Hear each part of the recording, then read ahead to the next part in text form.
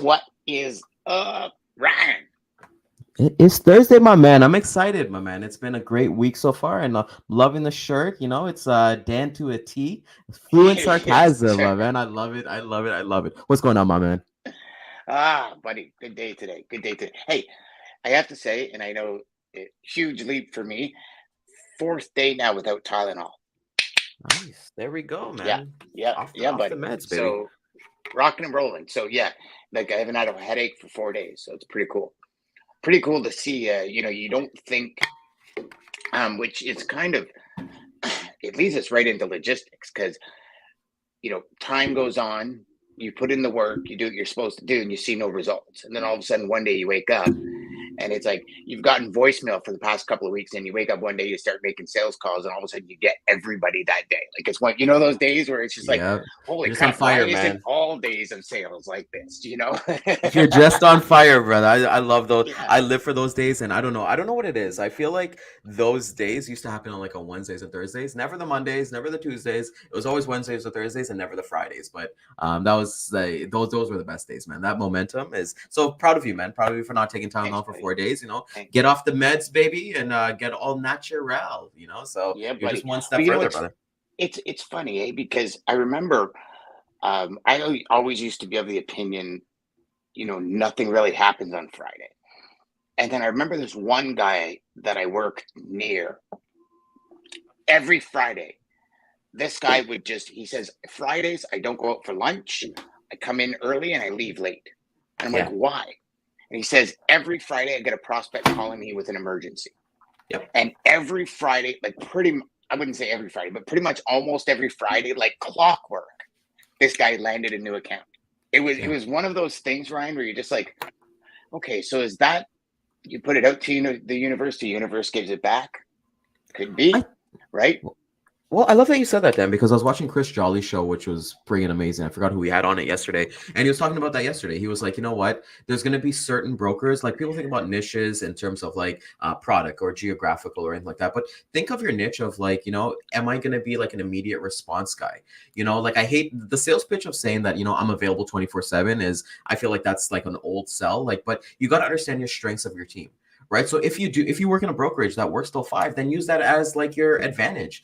Sell to those people who are going to be a Monday to 9 to 5. Because when I went from my first job to my second job, everyone was kind of telling me, oh, logistics 24/7. The first job I worked at, Dan, we were a 9 to 5 Monday to Friday company. And you know what? We made really good money, so there's a niche for everybody in there. So when you're saying that Friday, I will opt, full transparency, I will opt to leave early on a Friday so I can take my dogs out, take my wife out for a nice thing, because that gives me that mental thing. But I'm going to give it, I give what I need to give. But I like what you're saying with the Mondays. I'm just not set up in a way to be like, okay, well, brand new customer, you're now reaching out to me on this hot load, and develop the relationship there. I like to kind of ease my way into that relationship, get that stuff planned in, and then there's just different niches for everybody. And I think kudos to everybody. That's the one thing we've learned with Sales Chatter, and the message that we try to give to you guys. What's worked for us might not work for you, and what works for you might not work for us, but it's just a conversation. Absolutely. And you know what, it's actually a conversation that I think too many of us don't have. And we see other reps, especially if we're in the training, the development center, the boiler room type scenario where there's all these reps around you and everyone's selling and you're still in the office. And, you see things that one rep does and they're like, well, it must work because they're closing deals, and you try it and it's like a complete clusterfuck and it just doesn't work, right? It's one of those crazy things. And it brings us back to something we've talked about is, just be yourself, be Yep. who you Be are, and authentic. just Be authentic, be baby. authentic, and sell the way you like to sell. Yep. That creates that energy, that creates that dynamic voice control that people pay attention to, right? Because really what it is sales is just a transfer of energy. I call you up and I'm like, oh, dude, this movie, you should have seen it. And you're like, oh my God, it must be a great movie. And then you go and see it, like, it's crap. Or just hang You up, know? right? Yeah, it's like it's like from that point of view. But Dan, I love that you said that because like it's like really different strokes for different folks. And video. Yeah. Like I would not be on video, and I love sending video. Shout out to SendSpark, one of the best companies out there for doing like your videos if you want to send one-to-one or one-to-many. But with that being said, if I did not have like an early like comedy YouTube thing with one of my best friends in college, I probably wouldn't be comfortable in front of the camera. I wouldn't be comfortable doing this. So go with what bases, like, some people still do the handwritten cards, right? Shout out to them. Do that, do the snail mail, do anything that works because like you said, my man, you're just trying to really, what is it? You said that transfer of energy from place to place. I like to use the word influence. You're just really trying to influence somebody to basically not lie to them, but you're just trying to influence your way into whatever you want to do. Yeah. And it's interesting that you use the word influence. The ability and energy, they've directly correlated with influence. And so like passion is energy. Belief, when you have that belief internally about what you're talking about, that comes through in your voice, and that's a transfer to influence. That's one of the key factors. Brendan Burchard in his in a lot of his books, he talks about the power of influence, right? And not in an evil way, but how to influence others in a positive way, and to share what it is. And that energy, that passion, that belief, those three key elements create influence at such high levels because you're just you provide that. I think it's the reality of providing that confidence and being truly confident, knowing what you can do really well. Like in any niche, that's really what a niche is. Is like I'm gonna focus on this key area and I'm gonna do it so well. And that kind of drives us into that's actually a really good segue into our first video. I think. Let's get to it, my man. Let's get to it. So what we're gonna do is we're gonna I like yours too. So what do you want to do? You want to do yours or mine? I'll be full transparent. I haven't watched mine fully yet, so I like it. Yeah, let's see what he says. But just start thinking about where in your life or where in your customer's life are they living, where it could be enhanced or supported if you anchored in something visually, an audio podcast, a visual customer journey, a guide, a resource, anything that you can think, but just start thinking about their life, right? And it's really just about enhancing that experience. And so I would take this and I would just start thinking about ways that you can enhance that experience. Another way is going from text to video, right? So visual customer journeys is also video. And so thinking about how boring for me it is to read like a 42-page PDF, but how exciting it would be if you just recorded that into 4 2-minute videos and they gave me a visual checklist to check off my behaviors, right? Interesting. I love that. That's actually a really good video for this week, buddy. Like that is totally in key, man. Yeah, it was in key. It was just by the title. Just by the title. I'm like, well, and you know what, that video worked then because when you go to find these things that you're looking to speak about or things that you're trying to talk to your customers, you look at the tagline. That was the hook. So I want to relate this back to like your customer value journey when like, hey, if you're sending an email, use your subject line as a hook. You're sending a video, make sure everything like your thumbnail is everything like a hook. But I love that what he said there was like you're trying to enhance people's lives. Dan, one thing I've learned in my career was that I'm not going to reinvent the wheel.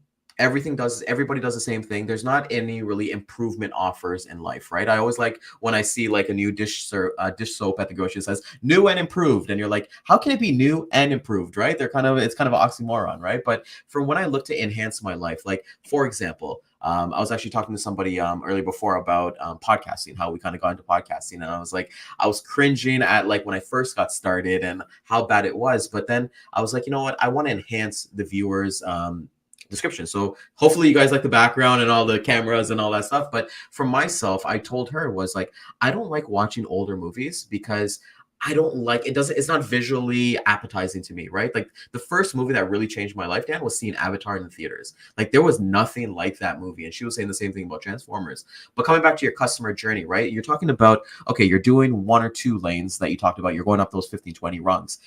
Imagine, hey, you're like, these guys are struggling with customs brokerage. All their trucks are always being stuck at the border. If you came in with a customs brokerage solution, you just enhanced their life. You know, they don't have to worry about their guys working over the clock or sending those emails to our favorite customs brokers that we know about. So I look at the ways like, Dan, we do this with our wives. We do this with everything that we can do to enhance our lives. So just make it simple, automate, delegate, delete. I think that's spectacular. I'd love to get your thoughts, brother. Yeah, the CVJ, I think is such a critical part. Hence, we've been kind of pounding it all week. The CVJ is the most critical part, because knowing where you want to take your customers next and help them improve, like you just said in the video, the experience. Because again, sales is a transfer of emotion, and that emotion creates an experience. And when it's a positive experience, everyone wins. Because why would a customer give you more business if it didn't help their overall goals, right? And this is one key thing that so many salespeople forget is how does this help the overall goals? And like you said, they have shipments. You're stuck at the border all the time. So instead of air and ocean, change your second step as a CVJ to offer them a brokerage service. And here's the thing. For everyone out there that's saying, but my company doesn't offer brokerages, develop a relationship with a company that does. And yes, you might not make the commission on it, but in overall, your commission is going to be greater because your customer is now saying, wow, you really got my back. And over time, your commission will be greater. Yep. It's that, well, if I'm not going to make $1 on it, do I really want to share my company? What if I give them the custom brokerage and something goes wrong? Well, then something goes wrong. Yeah. And don't get me wrong. I think, Ryan, we've all experienced this early in our career, where it's like you've opened up the doors with a customer. And this was huge in the company I used to work for. You'd open up the door to a customer and they'd say, well, what about air and ocean or rail? And I'm like, well, you guys constantly screw up and lose customers for me. And it was just an excuse because I was losing the customer, because I didn't have a good enough relationship with them to mend that issue. Yeah. And in the end, if your relationship is strong enough, you have the conversation with them. I'm going to pass you to this department. I've spoken to them. I've explained to them how you work, what you need, why you need it. But please understand, if something messes up, is that going to reflect on me because it's under the same company? Yeah. And have that question beforehand, because if they say yes, then it's a conversation to have with that department in your company before you get things going, and your managers and everyone involved, and say, listen, here's the deal. One department messes up, they have to let us go as a whole. And then the conversation changes because everybody's aware. Ryan, I can't tell you how many times people don't have thorough conversations, and then the proverbial shit hits the fan, and everybody sits there and goes, well, how did you not know that? Well, you didn't have a conversation. How could you know? You're assuming people understand. Assuming, brother, and I did that even as late as 4 years ago. Yeah, assuming it's the worst thing you could do. Yeah, assuming it's the worst thing you could do. And, just because they think of it. And, one thing to get around that, Dan, that I've really been a big advocate for is include your teams involved in those conversations, not necessarily. So here's how my kind of timeline works. Like I'll always have that discovery call. I kind of do that one-to-one, just kind of see for a fit. That's qualifying, right? But then when we get to the second and third conversations, that's when I bring my ops and CS team in there. I want them to actually understand, hear it from the customer's mouth. It's always going to be something that we're like, even something as simple. Here's one thing, and I think you might be the same way too. I used to get annoyed when we had the information, and then like our teams would ask for it again, or like, hey, what's the receiver's close time or something like that, But then, when we reach out to the customer and we're asking about that, it shows a willingness to understand about their business, and you actually care, not to just send a driver there and be like, okay, well, they'll load you when you load you, or they'll work you in or something like that, and putting their workers at a risk because they're probably off off the time. They want to get home to their families. They want to go on with their lives. So I think when we look at the customer value journey, I think one of the steps that I kind of look at is involving everybody there. So it's not coming from Ryan's mouth, it's coming from the customer's mouth. And then there's an understanding, because what I've heard too is that we're all going to take different things. So my ops guy, he will ask different questions to different information that's being given. That data is the best. So I will take some data, but he'll take some data and be like, oh, okay, tell me more about this. Or in my experience, we face A, B, C, D, and EFG, right? So I think you include everybody, and that's where, you're not going to, when you have the discovery call with the customer and they're like, yeah, we do like X amount of loads a week. And then you get off the phone, you're like,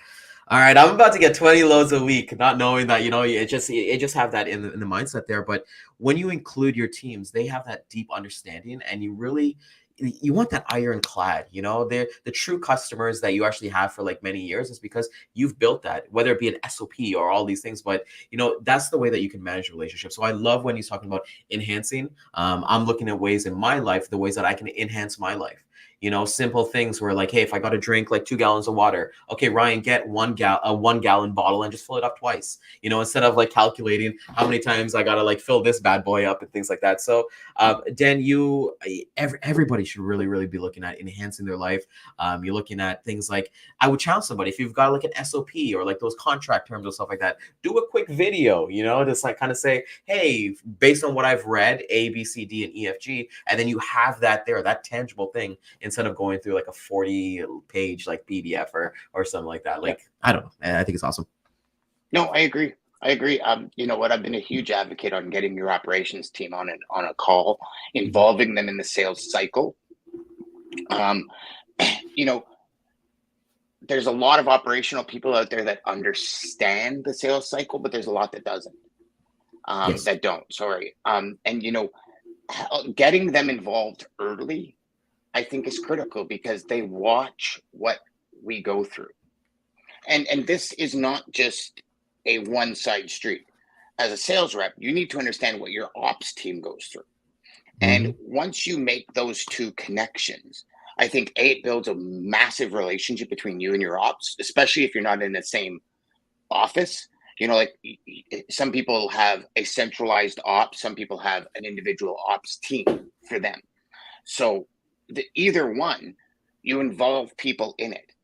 And if you have a centralized ops, at some companies, it might just be like general dispatch. It might be a little bit more difficult, but find somebody to involve, even if it's the VP of ops, so they understand and they can communicate to their team.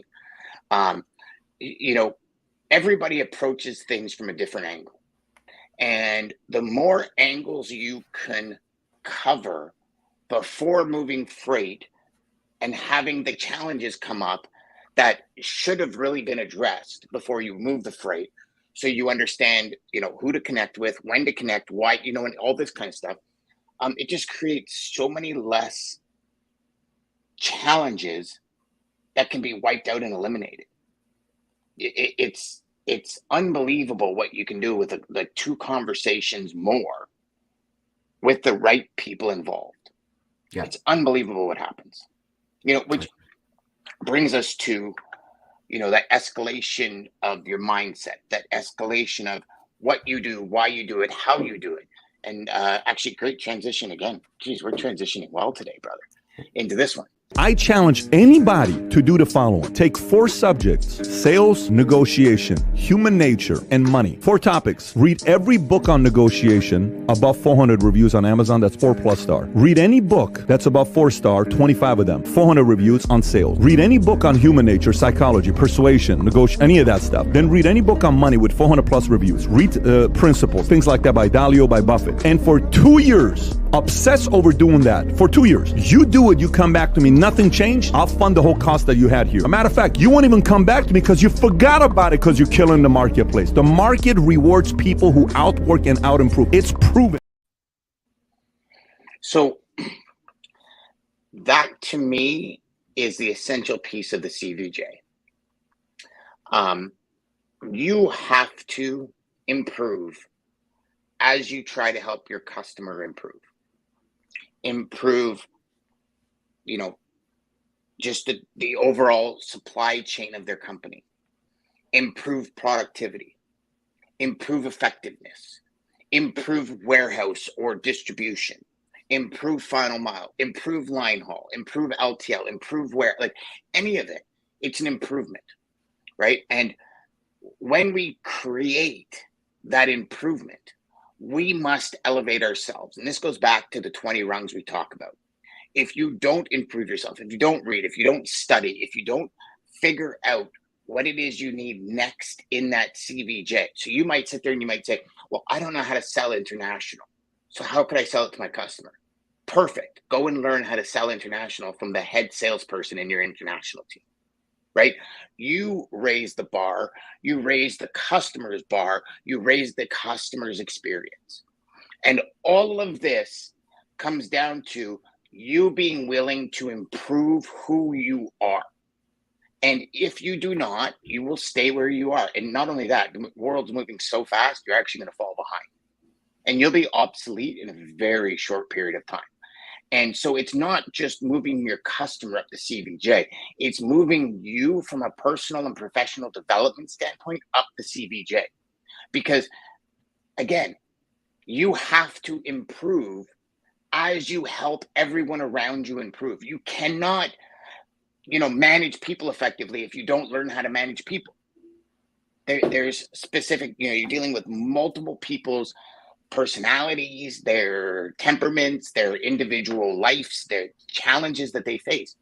If you don't, it's significantly improve yourself. Like, this is the big reason why so many managers are promoted beyond their actual capabilities, because it's a completely different level. And, Ryan, we've said many times, you have 20 rungs above where you are right now. But if you don't reach up and learn, lift as you climb, as you say, you're never going to hit those rungs. Interesting. So great clip. I love what he's talking about here.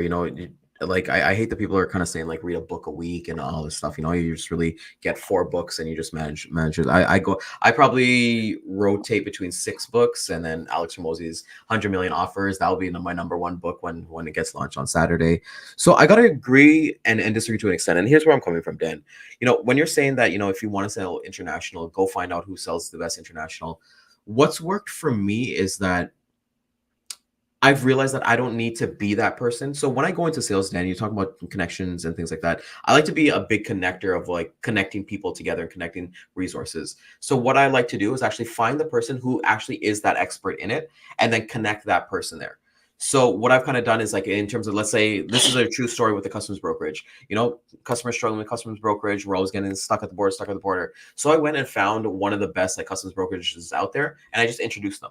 The commit, and that is my commitment to serving people. Like, I don't worry about the commissions and stuff like that because it always works out at the end of the day. I feel like one thing I read yesterday, Dan, was like winners and losers have the same plan, but one of them goes on activity and one of them goes on maybe a dream or something like that. And for me, when I look at like connecting people, so I love the mindset of saying, you know what? I am not the best baker in Toronto, but I will get you the best best baker in Toronto. I'll find you that person and connect you. And I feel like that's where it is, because I feel like if you're really niche driven down, and myself, I really am, you are as well, everybody else is watching that they are, you don't really necessarily have the time, or you want to put that energy into like learning something completely brand new, right? It's like kind of like going from like driving an automatic car and then you go to a manual car. You're like, holy crap, there's a learning curve here. And you're better for it. I'm not telling anybody not to learn anything, but I'm saying not to really become that jack of all trades, master of none. Master one thing like really, really well. You and I saw on the Q&A live stream yesterday when Hormozi was talking about that, like do the one thing, and then the one thing that you can do for hours on end. You might not even be the best at it. So don't say it's the thing that you can like fall in love with or something like that, but do that one thing, dominate that, and then all these opportunities are going to arise with each other. Right? Because it's just like you got that slowly progression. So I thought the video was great. I love that the customer value journey is going towards that, because, you level up as your customer levels up, they level up as well. But, I've seen some customers right now, they're still using the same systems that they've used for many years, like 10, 15 years, because it's ironclad. Right. So it's a system that they've kind of built together with their supplier. And for me, I'm not envious of not having their business. I'm envious that I want to learn about how they even got to that point. Like whenever you talk to a customer and then they're truly like, no, I'm really good with my logistics. My guys are great. Do you do this, and this? And you're like, I really don't, but I'd really, really like to understand how you guys even got to that point of view. So, great video. I love your points on everything like that, and I think it's good to have that discussion with like those 20 rungs. But realize, like it's still one rung at a time, like right. So don't look up at the 20 above you, but look at the one in front of you. Yep, and I love the fact that you agree and disagree, because I think this shows people live that there's so many different ways. You see, I've had a lot of 5-star customers where we've done custom brokerage, air, ocean, drayage, warehousing, and over the road. Yeah. And the conversations, I had to know all 5 of those areas because the customers wanted to talk to me. I'm the face. And so that's why I'm a big advocate on not necessarily mastering it, but knowing enough to be dangerous. Gary Vee talks about it all the time. He says, yeah, I've got a social media team, but I know enough about every platform where I'm dangerous. Meaning you're never going to not understand what's happening, right? It's like right now we open a company. We are looking at the different divisions for putting people in those divisions. We need to understand those divisions so we understand what's productivity and what's not. But it's not necessarily, we don't need to know everything, like social media, for example. We don't need to know everything the social media manager knows, but we need to know when an ad's working or not working. So you need to know enough to monitor that pace. And so when I started to get 5-star clients, which is the CVJ is all about that, it's amazing how many of them were like, okay, I want you to, like, you need to be the front man. And again, from a corporate perspective, one contact, I did all the background work, spit back the information, right? Helps them and their team from going, okay, well, hold on, it's custom brokerage. So who do I need to, I'm talking about if it's under one umbrella, right? Yeah.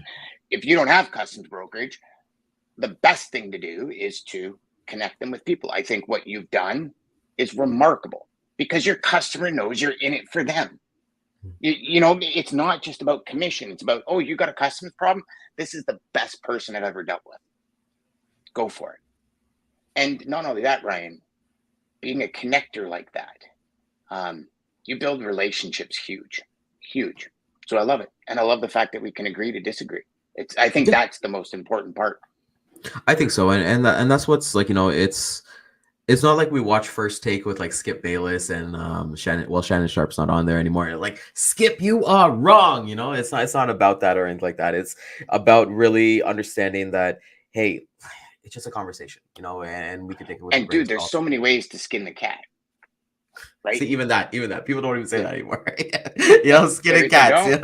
Well, why are we skinning cats, man? Like, cats didn't do anything. No cats were hurt in making this video. But yeah. So, I mean, it's like John Brewer yesterday posted, I don't know if you saw that post from John, where he posted a guy on a motorcycle and he strapped a baby seat to the back of his motorcycle and put a baby in it. And it was a doll. Baby? Oh no, a doll. I was gonna say. So that's exactly what John Brewer says. He says, FYI, it's a doll. And I said to him, why'd you put that? He goes, because my LinkedIn would have freaking blown up. So yeah. You got to give context, baby, man, to the back of a cycle. You got to. So I think you know what? I think people. Yeah. Anyways, we won't go there. So I love that, brother. That was awesome. That was a great conversation. Scott, thanks for jumping in, buddy. That's why we sit our BDRs with the capacity and AM training. I believe it makes the that service better as well. 100%.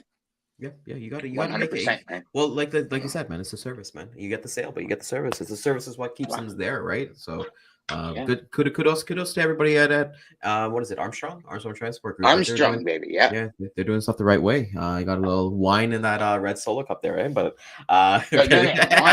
yeah. The red Solo cup. There's always there's the horn on my truck going na na na na na na na na or what?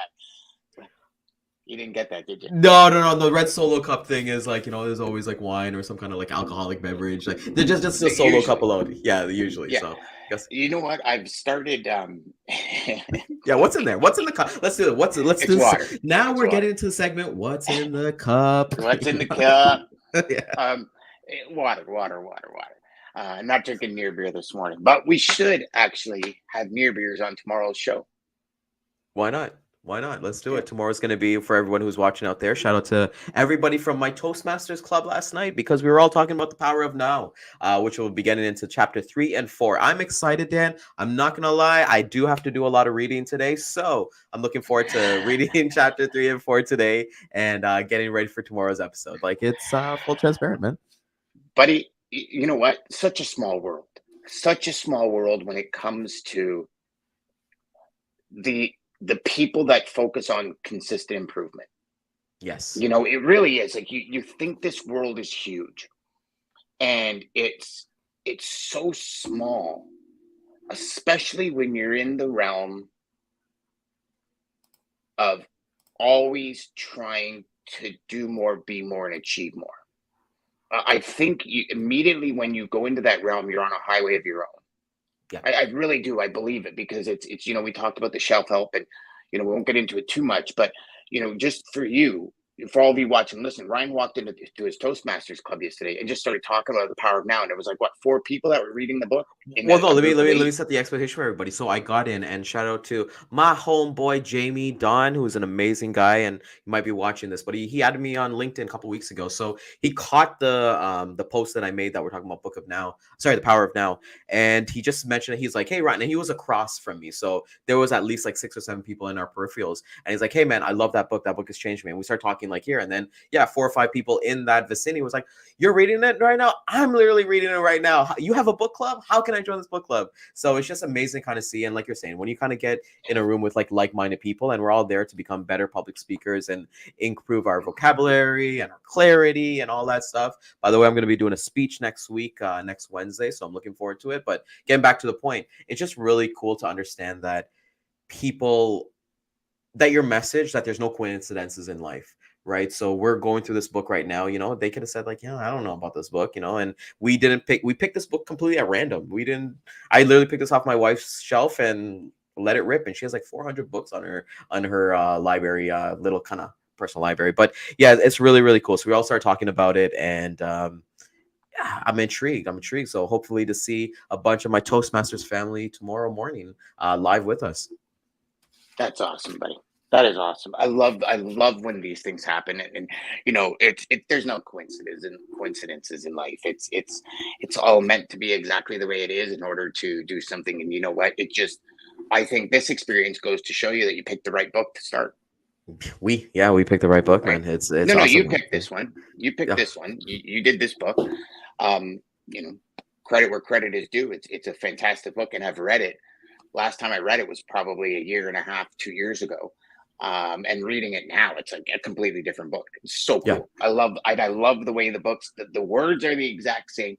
Nothing's changed except my mindset of when I'm reading it and the vibration and the level of awareness that I'm at. And that is insane. And if you've ever done it, anyone who's read a book and then gone back and read it 1 year later, if you've implemented strategies in the book, like, and raised your bar, it's like, wow, this is a whole new. Is this the new edition? Like, what is this? It's cool. Yeah, it's awesome. That's awesome. Right. So everybody, tomorrow, man, tune in tomorrow. It's gonna be a lot of fun. Yeah. Dan will take us home, my man. Yeah, buddy. Again, head on over to the YouTubes of the world. Subscribe to the channel. Make sure you do that. We did start listening to this week. There you go. We did actually put up that new tool, the CVJ tool, at saleschatterlive.com. So head over there, grab the CVJ tool. It's the full PDF that we displayed on Monday. So walk your customers through that. And to everybody watching and listening, definitely come back tomorrow.